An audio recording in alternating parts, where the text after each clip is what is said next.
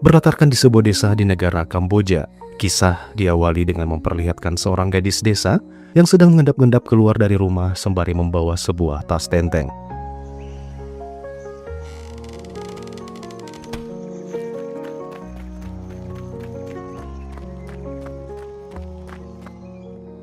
Tanpa pamit terlebih dahulu pada orang tuanya, si gadis dengan cepat menaiki sebuah bus di mana ia berencana akan pergi ke kota Poipet, yaitu salah satu kota yang ada di negara Kamboja.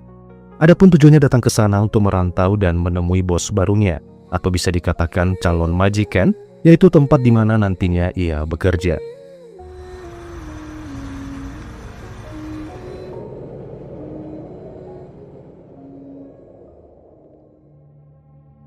Singkat cerita, sesampainya di kota Poipet, yaitu gerbang utama jalur darat antara Kamboja dan Thailand, gadis itu langsung disambut oleh seorang pria lokal yang saat itu juga membawanya untuk dipertemukan pada sang majikan. Welcome to Poipet. You're so beautiful. Come on. Come on.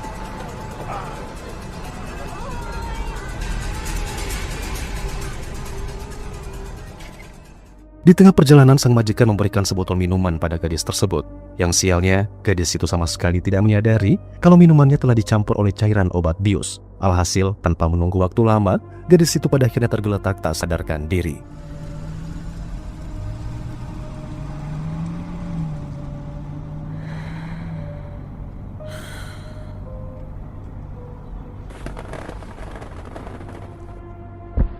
Di momen ini pada akhirnya diketahuilah bahwa gadis ini adalah korban dari penipuan lowongan pekerjaan. Ia tergiur oleh janji palsu sang majikan yang menjanjikan segudang harapan berupa upah yang sangat besar, tanpa menyadari bahwa pekerjaan tersebut sebenarnya hanyalah bualan belaka yang tentunya tak pernah ada.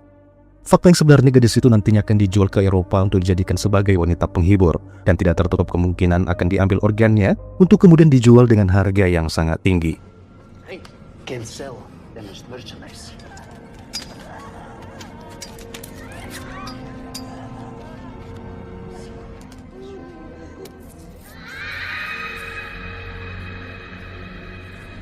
Return the shipment.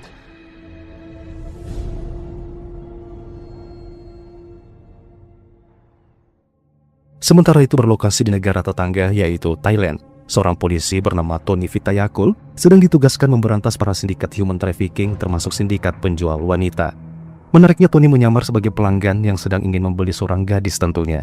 Dan tanpa membutuhkan proses yang rumit dan panjang, para sindikat penjual wanita ini kemudian menyerahkan seorang gadis sesuai kriteria yang diminta oleh Tony. Bring out the merchandise.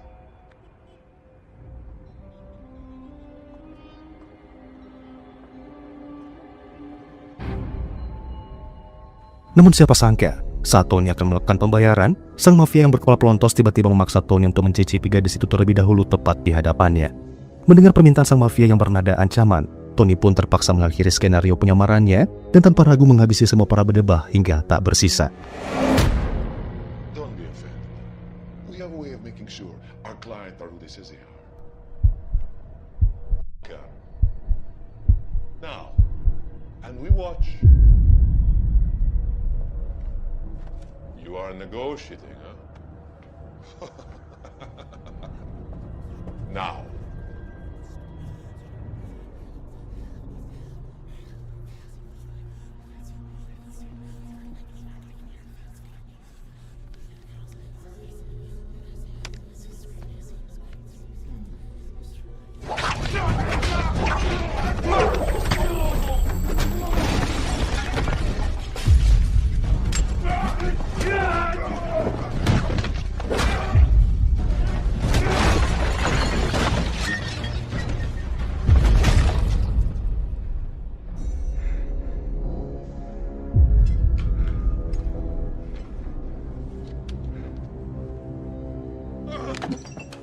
No, wait!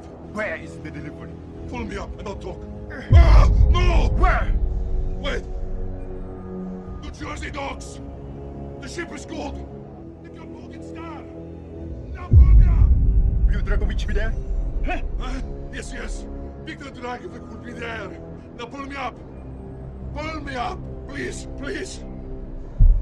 Oh, please. I told you everything I know.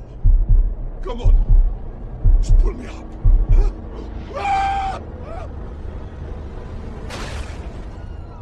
Negotiation is over.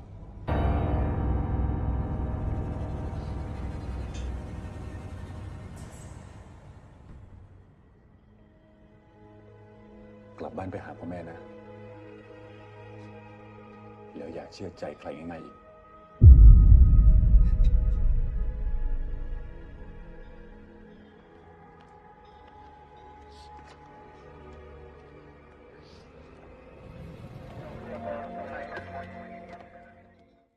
Sementara itu di Serbia, sebuah negara yang terletak di kawasan Eropa Timur, kita diperkenalkan pada sosok pria parubaya bernama Viktor Dragovic, seorang bos besar dalam jaringan sindikat perdagangan manusia berskala internasional.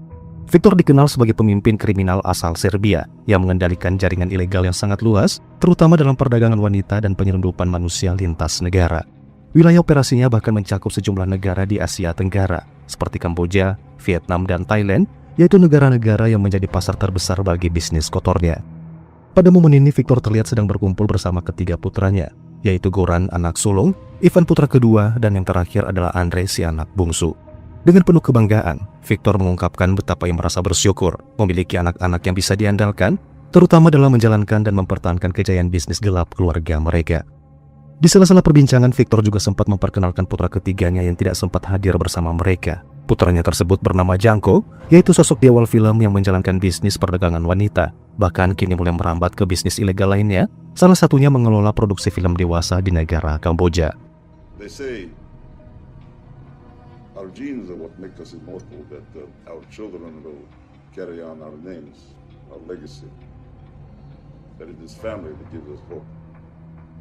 I'm proud of you, Andrei, as I am of your brothers, Ivan and Goran. Fourth son, Janko, who could not be here, but he sends best wishes from Poipet. Sementara itu di New Jersey, Amerika Serikat, seorang detektif senior bernama Nick Cassidy tengah menghadiri rapat penting bersama sejumlah agen federal dari FBI. Pertemuan itu membahas sebuah rencana besar, yaitu rencana penggerebekan terhadap sindikat perdagangan manusia berskala internasional yang tentunya dilakukan oleh Viktor Dragovic, sang mafia dari Serbia, di mana Viktor sudah lama menjadi target kepolisian New Jersey dan juga target kepolisian Thailand yang selama ini selalu gagal menghentikan penyelundupan manusia dari negaranya.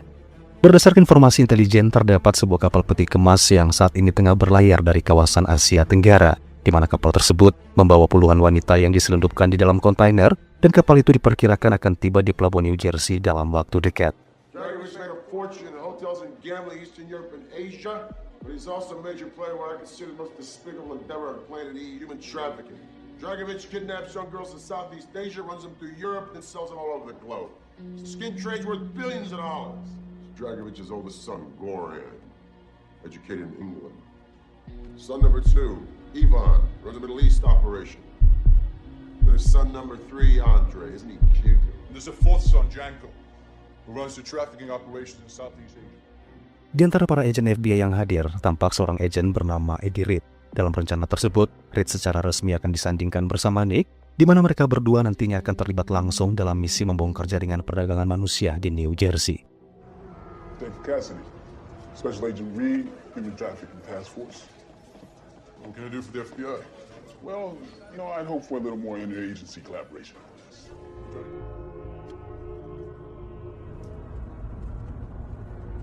Andre, relax.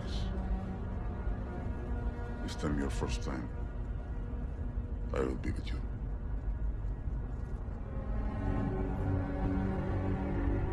Our target is the ship, the Cambodian Star. Coast Guard confirms it arrives Pier 21 at the Jersey docks in less than 3 hours. Ladies and gentlemen, we're going to make sure that coming to America was the worst decision Viktor Dragovich ever made. Singkat cerita, operasi pun berlangsung. Tak lama setibanya mereka di pelabuhan, Nick dan Reed bersama anggota kepolisian segera masuk diam-diam, tepat setelah Viktor dan Andre turun dari mobil untuk melihat gadis-gadis dari Asia Tenggara yang ada di dalam kontainer. Namun betapa murkanya Victor ketika pintu kontainer terbuka. Ia melihat gadis-gadis yang ada di dalam sana ternyata sudah tak bernyawa, bahkan sebagian sudah membusuk akibat kekurangan oksigen saat berada di dalam perjalanan, di mana kemurkaan Victor pun membuat suasana malam di dermaga berubah menjadi mencekam. Kapten kapal yang dianggap adalah orang yang harus bertanggung jawab atas muatannya selama pelayaran. Saat itu juga dibawa masuk ke sebuah ruangan yang ada di dermaga untuk kemudian dihabisi sebagai hukuman karena telah lalai dalam menjalankan tugasnya.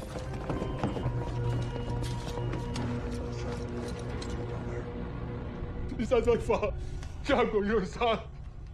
But you are the boat's skipper. Where I come from, men are accountable for their actions. No, please. Tepat di saat sang kapten meregang nyawa, saat itulah Nick dan anggotanya melepaskan serangan tembakan, sehingga terjadilah perlawanan yang seketika membuat suasana malam semakin mencekam.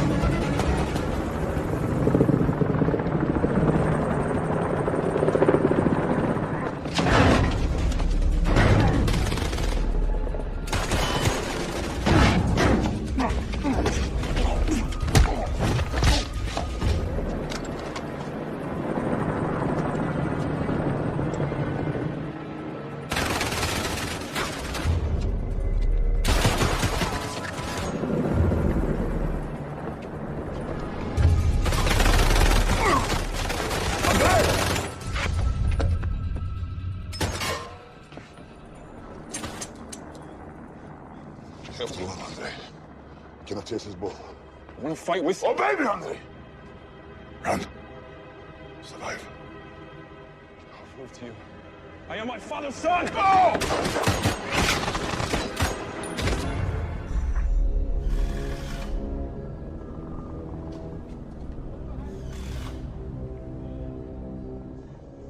Victor yang saat itu melihat putra bungsunya tewas tentu saja terlihat begitu sangat marah. Namun amarah dan dendam yang kini telah mengisi hati dan pikirannya tetap saja tak bisa ia lampiaskan karena sudah terperangkap dalam todongan pistol Nick yang saat itu telah berhasil melumpuhkan seluruh anak buahnya.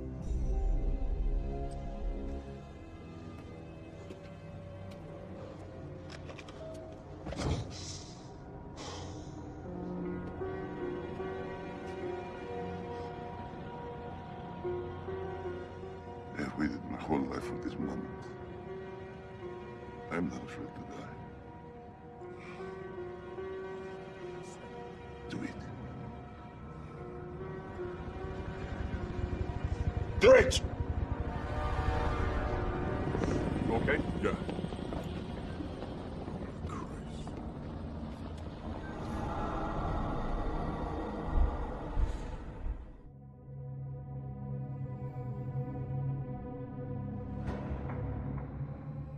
Di saat Victor dibawa ke kantor FBI untuk diinterogasi, pengacaranya memberikan perlindungan secara langsung pada Victor, yang anehnya Victor justru mendapatkan perlindungan bahkan dibebaskan secara sepihak, di mana ternyata ada oknum korup di dalam lembaga hukum yang telah mendapatkan sogokan yang pada akhirnya hukum itu pun kini berpihak pada tersangka. Mr. Dragovich was unaware of the contents of the container. He maintains he never fired a shot, and that he and his son Andrei were caught in your mishandled operation. My client is a respected businessman in Russia and in Asia.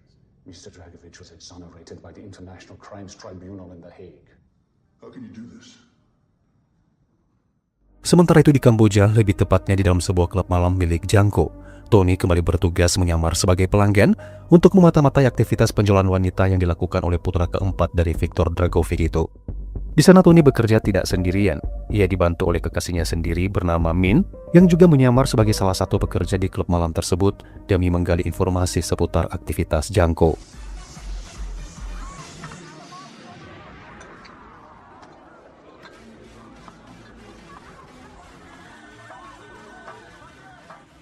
Saat akan memasuki sebuah ruangan studio untuk menemui Django, langkah Min terhenti di depan pintu ketika mengetahui Django menerima panggilan video dari Goran dan Ivan yang memberikan informasi tentang penangkapan ayah mereka dan juga tentang tewasnya Andre. Skipper, you recommended? He fucked up. The police knew about the delivery. Janko, a baby brother is dead. Father in prison. And Andre is still there? Don't you fucking worry about that. Seolah tak tahu apa-apa tentang apa yang baru saja didengarnya, Min lalu masuk ke dalam bersiap-siap melakukan pekerjaannya yang bisa dikatakan cukup nekat melakukan penyamaran sebagai pemeran film dewasa. Django here. He's picked you to be in one of his movies. Now can you say and that love to give me sassness? Namun sebelum syuting dimulai, Min secepatnya memasuki toilet untuk mengabari Tony, meminta Tony untuk segera masuk ke dalam sebelum tiga pria yang menjadi algojo dalam pembuatan film itu terlanjur menyetubuhinya.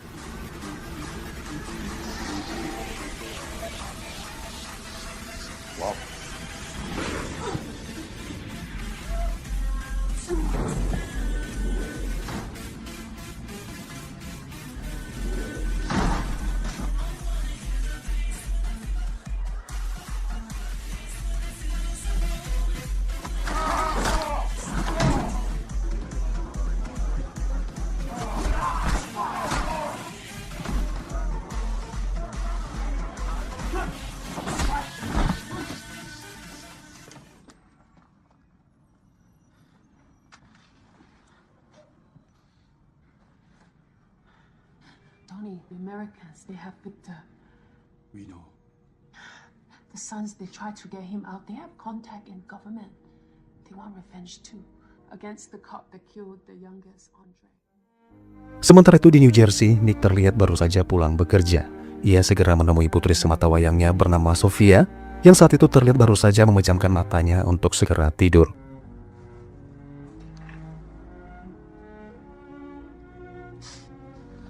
See what you got. Okay.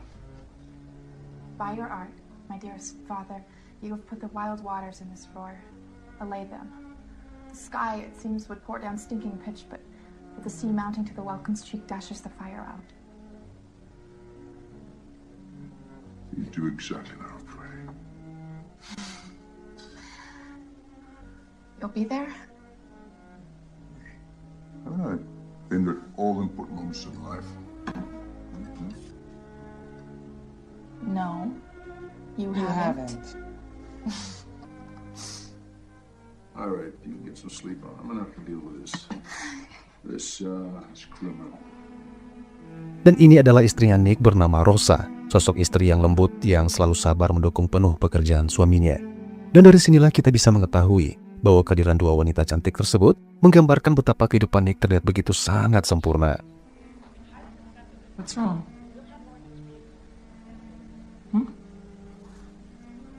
The girls in the crate, they were Sophia's age.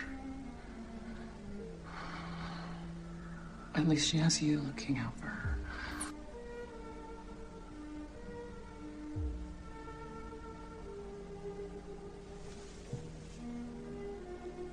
What date is it today? I forgot. You may forget, but I don't. Di tengah malam ketika Nick dan keluarga kecilnya tengah tertidur lelap, Nick terpaksa terbangun ketika mendapatkan panggilan telepon dari Costello, yaitu atasan Nick di kepolisian New Jersey. Adapun tujuan mendesak Costello membangunkan Nick di tengah malam buta seperti itu untuk memberitahu Nick tentang kabar yang sangat buruk. Namun belum sempat Costello menyampaikan kabar tersebut, tiba-tiba Nick melihat dua pria bertopeng keluar dari sebuah mobil van berwarna hitam, dan tanpa sempat menyelamatkan keluarganya, Nick hanya bisa berteriak memanggil nama istrinya, sebelum pada akhirnya sebuah peluru dari RPG yang dilepaskan oleh salah satu pria bertopeng seketika meluluhlantakkan seisi rumahnya. Not now. Hey, mister, I said no phone calls. It's Costello. I gotta take it. Yeah? Hey, Nick Costello. There's enough to support. I just got off the phone to talk to you. Rosa!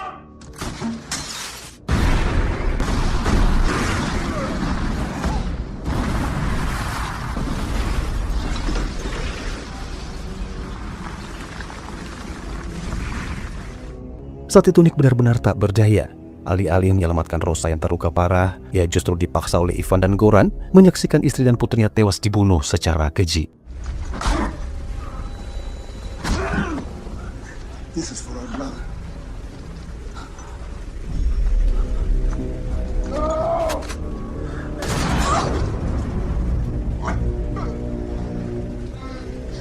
Dad? Sophia, get back!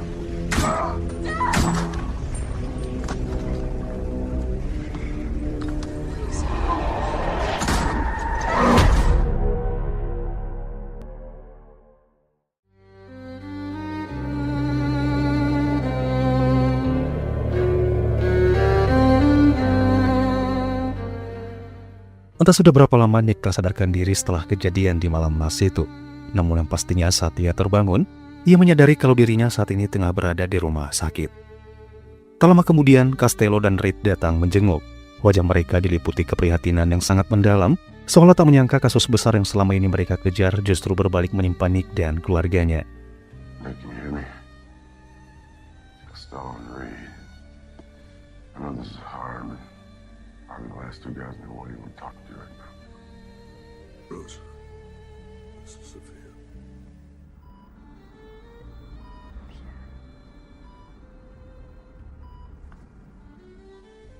Nick, Rosa and Sophia are dead. Their bodies were consumed by the blaze. The firefighters found you downstairs. Mendengar kabar itu tentu saja membuat Nick terlihat begitu sangat terpukul. Tak kuasa meratapi kesedihan, saat itu juga ia bertekad untuk membalaskan dendam memburu para pelaku dengan caranya sendiri, menghalalkan sebuah tindakan yaitu nyawa harus dibayar dengan nyawa.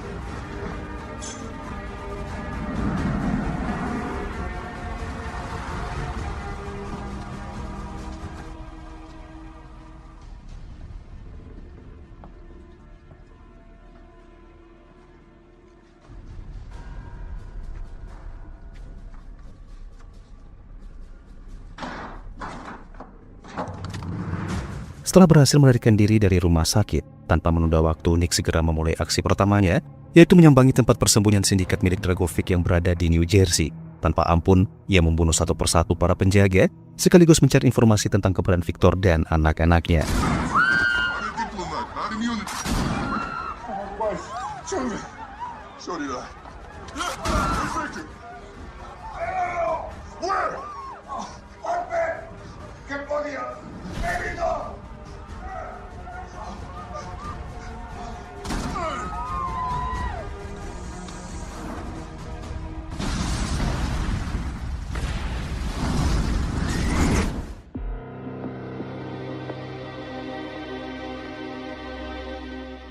Sementara itu Victor yang sadar bahwa dia sedang diburu oleh Interpol dan FBI. Saat itu juga ia melarikan diri ke Kamboja dan menemui seorang senator yaitu sosok tokoh politik asal Asia Tenggara. Diketahui bahwa senator tersebut adalah pejabat korup yang terlibat dalam jaringan perdagangan manusia internasional. Bahkan selama ini dialah yang menjadi pelindung sindikat kriminal Victor Dragovic di kawasan Asia. Sehingga bisa ditebak alasan Victor menemui sang senator tak lain adalah meminta perlindungan sistematik, sehingga pemerintah bisa menjamin keselamatannya selama ia berada di wilayah Asia Tenggara. Okay, I'll try for 2 months, but then you must move to Laos. That works. Sementara itu di Bangkok, Reid ditugaskan untuk menemui kepolisian Thailand, dan di sanalah ia bertemu dengan Tony. Kedatangannya kali ini membawa misi penting yaitu meminta kerjasama Tony dalam upaya pengejaran dan penangkapan terhadap Nick yang menurut informasi akan datang ke Thailand. Nick kini dianggap sebagai buronan internasional dan dinilai berbahaya setelah insiden penyerangan yang dilakukannya tanpa surat perintah dari kepolisian New Jersey. Cell phone footage shot by a guest at a New York restaurant owned by Peter Dragovic's attorney. Watch the background. We took a plane to Dallas. From there, we tracked him to Mexico City, where you can buy a fake American passport for under $1,000. But he bought it from a snitch, and you know how these things pan out. We think Nick is suffering from a severe psychological breakdown. Entah tujuan apa dan kenapa Reed kini berbalik membenci Nick. Hal itu terlihat dari caranya memperingatkan Tony, mengatakan bahwa Nick adalah seorang pembunuh yang sangat berbahaya. Nick's plane landed exactly 18 minutes ago.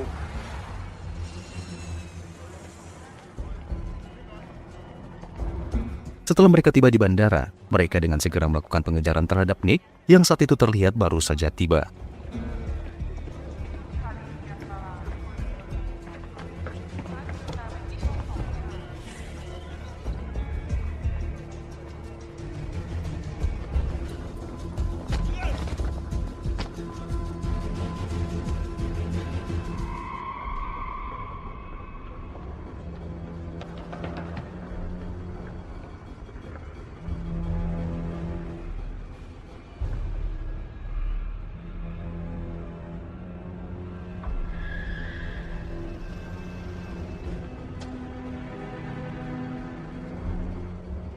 Dan saat itulah Reed terlihat mulai menunjukkan sisi gelap dan kebusukannya, di mana di saat Tony sedang sibuk mengejar Nick, ia memanfaatkan situasi itu dengan menghabisi rekan Tony hingga tewas meregang nyawa.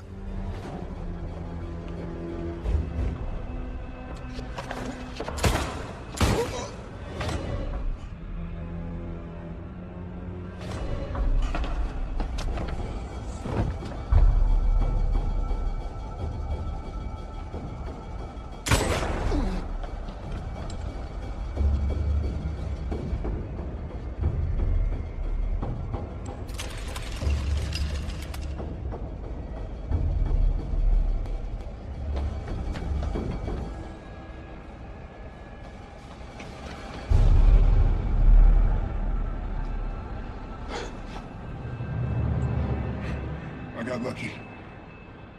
Cassidy's gone crazy. He's gone insane. Terhasut oleh provokasi yang dilontarkan Reed, seketika membuat amarah Tony memuncak dan tanpa sempat mencerna kebenaran, ia kembali berlari mengejar Nick dengan amarah yang tak terkendali.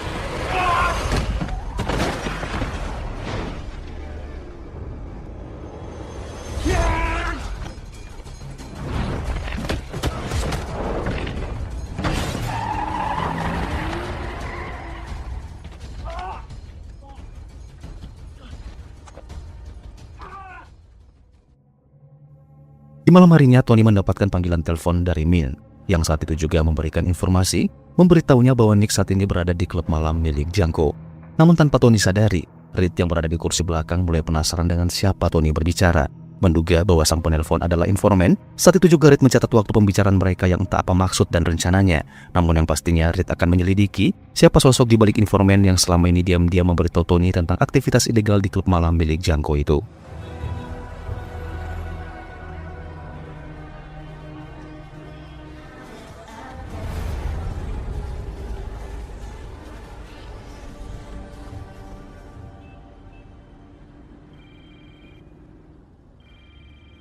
Yes? Tony, here at the Beetle now.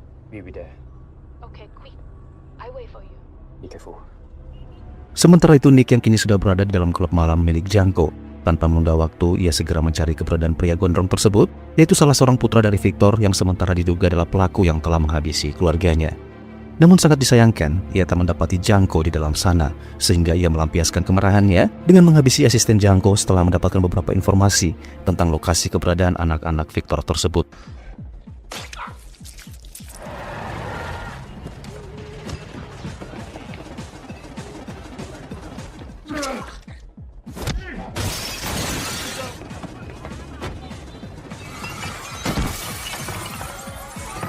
Di tengah aksinya, Nick tidak menyadari bahwa Tony ternyata kini sudah berada di dalam sana. Namun beruntung ia berhasil luput dari tembakan yang dilepaskan oleh Tony, dan tanpa pikir panjang ia kembali berlari dan berlari.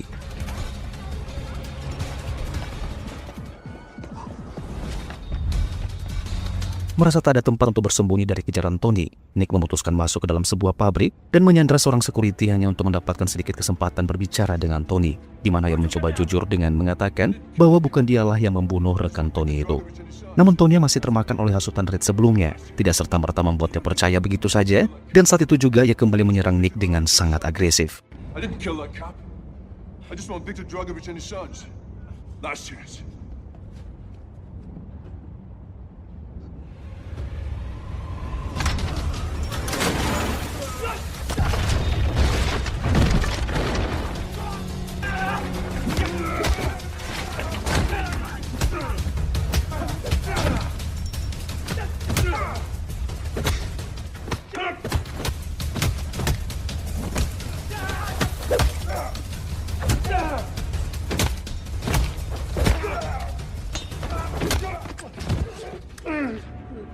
Di tengah todongan pistol yang mengarah tepat ke wajahnya, Tony terlihat hanya bisa pasrah tanpa lagi dapat melakukan perlawanan. Namun ketika Nick melepaskan tembakan ke arah lain dan kemudian kabur begitu saja, sontak membuat Tony terdiam sesaat dan mulai bertanya-tanya jika benar Nick adalah pelaku yang telah membunuh rekannya. Lantas, mengapa Nick pergi begitu saja tanpa membunuhnya terlebih dahulu?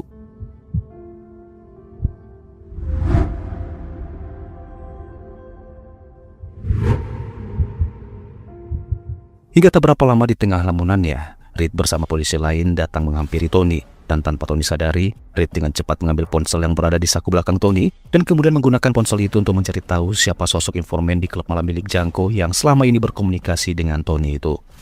Dan benar saja, berbekal set waktu yang sempat dicatatnya dan juga kamera CCTV, Reed menghubungi nomor ponsel pada daftar panggilan terakhir ponsel Tony. Dan saat itulah ia mengetahui bahwa si pemberi informasi adalah seorang wanita yang tak lain adalah Min.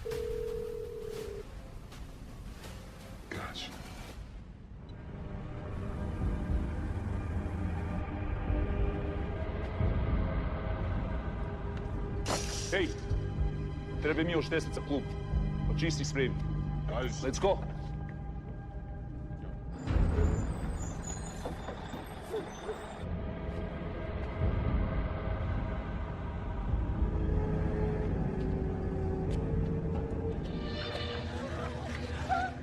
Sementara itu Nick baru menyadari bahwa pabrik itu ternyata adalah tempat penyekapan gadis-gadis yang diculik sebelum dijual. Dan di momen ini Nick pun bisa memastikan bahwa Janko kemungkinan besar ada di dalam sana.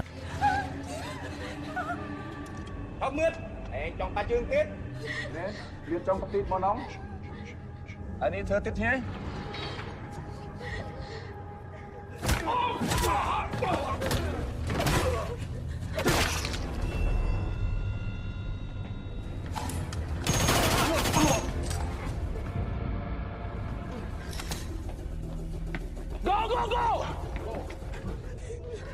Stay here.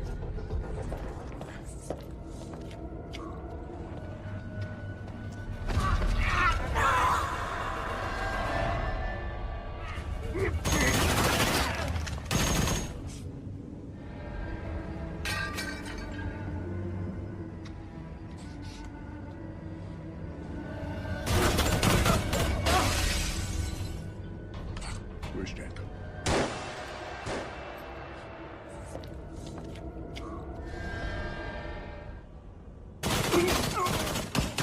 Janko yang mengetahui anak buahnya tewas satu persatu, seketika membuatnya terlihat begitu sangat panik. Menyadari dirinya dalam bahaya, saat itu juga ia memutuskan untuk pergi meninggalkan pabrik tersebut. Namun tepat di saat Janko akan segera keluar, secara kebetulan ia bertemu dengan Ivan dan Goran. Alih-alih menyelamatkan Janko saudara mereka, Ivan dan Goran justru menghabisi Janko saat itu juga.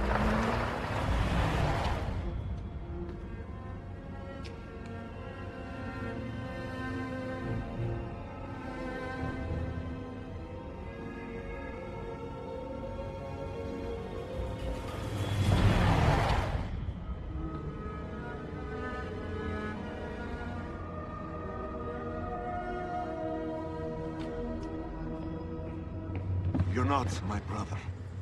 You're the son of a whore who fucked everything up. Father would never!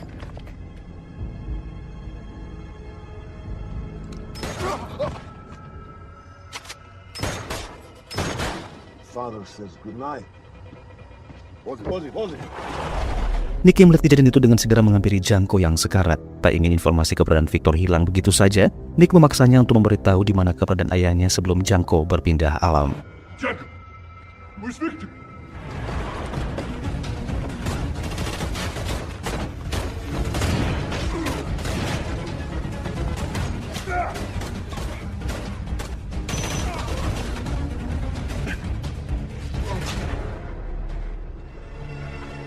Get it over with. The man you killed had a wife and kid. Another one coming in a month. I told you I didn't kill her. Reed shot her with his own weapon. They gave it to me.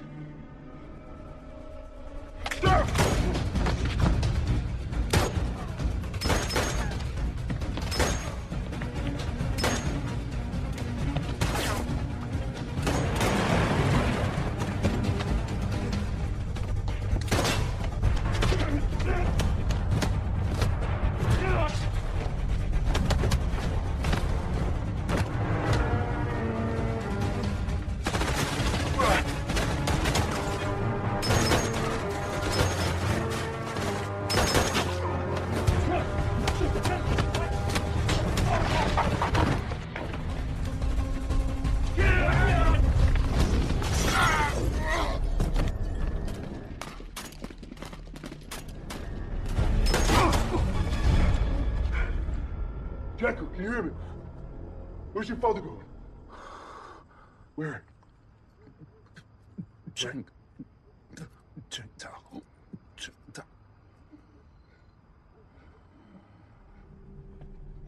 When did Dragovich get you? Guess we all have our price, Nick. Look at the price you paid. You should have gone with the program. You two think you're gonna stop the skin trade just because you want to run around like fucking Boy Scouts? Fuck you care about these girls. They'll just rot wherever they are anyway. And you will rot in hell. Setelah Reed, sang agen FBI korup, tewas meregang nyawa, Nick dan Tony memanfaatkan waktu yang ada, membebaskan para gadis-gadis yang diculik untuk diserahkan ke panti sosial sebelum dikembalikan ke rumah mereka masing-masing. Mentioned an airstrip. Check job, you know? Come what you want.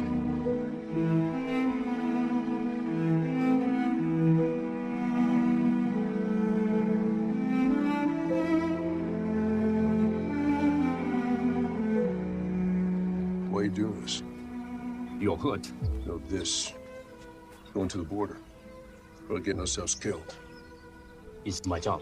Bullshit. You're talking to that. That's Min, my informant. She's my girlfriend. You know, some of these girls are just not kidnapped. They are sold. Sold by who? Their parents. Min was sold by her mother.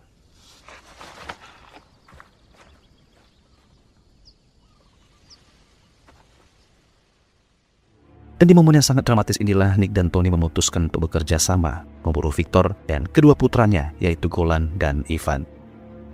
Sementara itu di sebuah tempat yang jauh dari keramaian, terlihat Victor bersama Ivan putranya memasuki sebuah barak bekas tentara, di mana di dalam sana mereka sedang menyekap kekasih Tony, yaitu Min.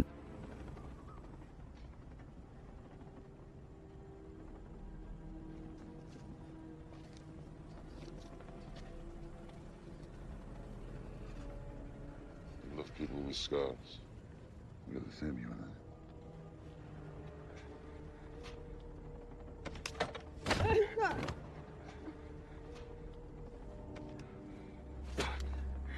We are not the same. Oh? No one with a heart can do what you do.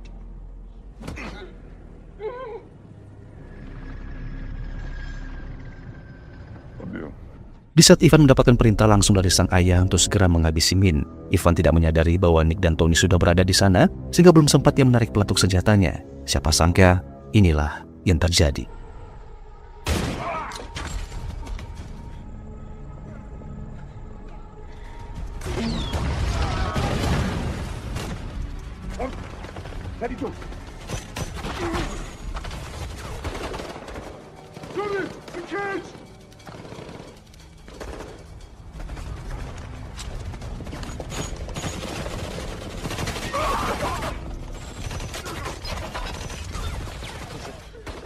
You see those trees?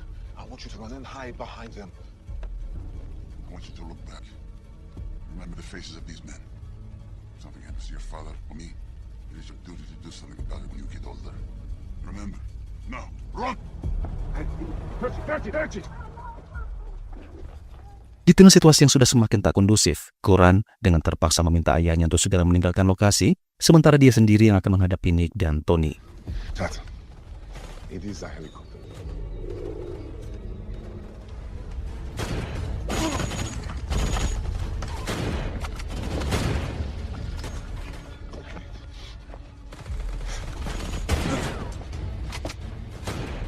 Terdesak oleh serangan Nick dan Tony yang semakin membrutal, tak ada jalan keluar buat Goran selain memasuki barak dan menyandra Min sebagai usahanya untuk menyelamatkan diri. Namun siapa sangka, Min berhasil menepis pistol tersebut dan dengan gesit Tony melompat dan menyerang Goran hingga tewas.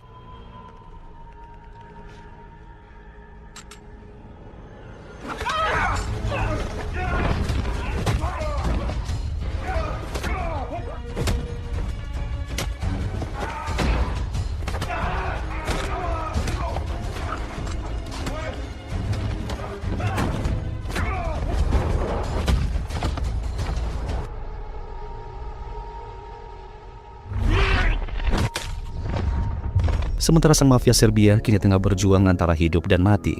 Layaknya kambing congek yang sudah tak memiliki siapa-siapa lagi, Victor memutuskan untuk mencoba kabur menggunakan helikopter. Namun takdir berkata lain. Nick yang mengetahui hal itu dengan brutal melepaskan tembakan secara bertubi-tubi hingga mengenai sang pilot, yaitu satu-satunya orang yang diharapkan oleh Victor membawanya kabur dari sana.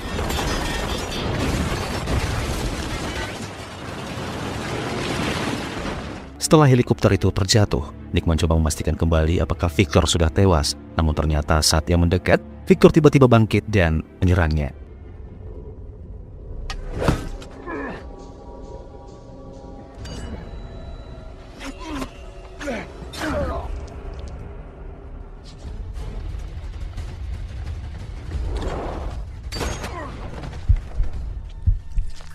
Sophia, right?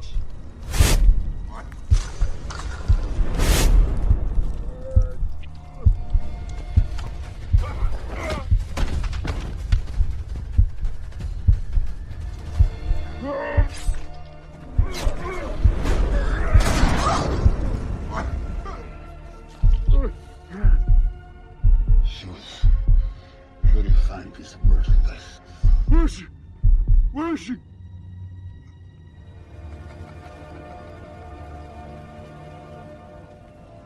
Mengetahui bahwa Sofia putrinya masih hidup yang ternyata selama ini dipekerjakan sebagai wanita penghibur oleh Victor, tentu saja membuat Nick terlihat syok. Namun meskipun demikian, ia masih memiliki harapan untuk kembali bertemu dengan putrinya.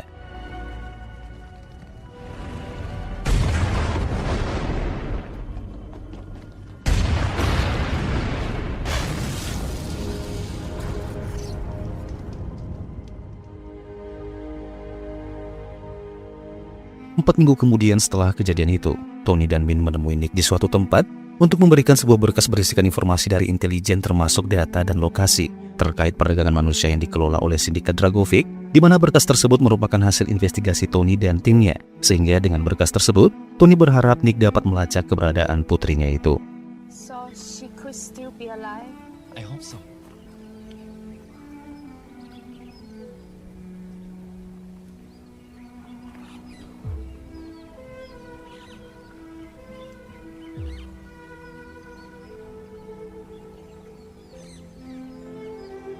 Setelah semua selesai, Tony dan Min memutuskan untuk segera menikah dan membina rumah tangga bersama.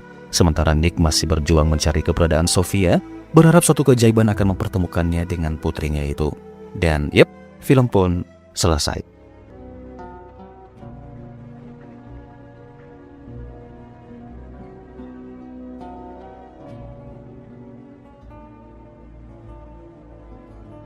I don't know where she is, but whatever it takes, wherever I have to go.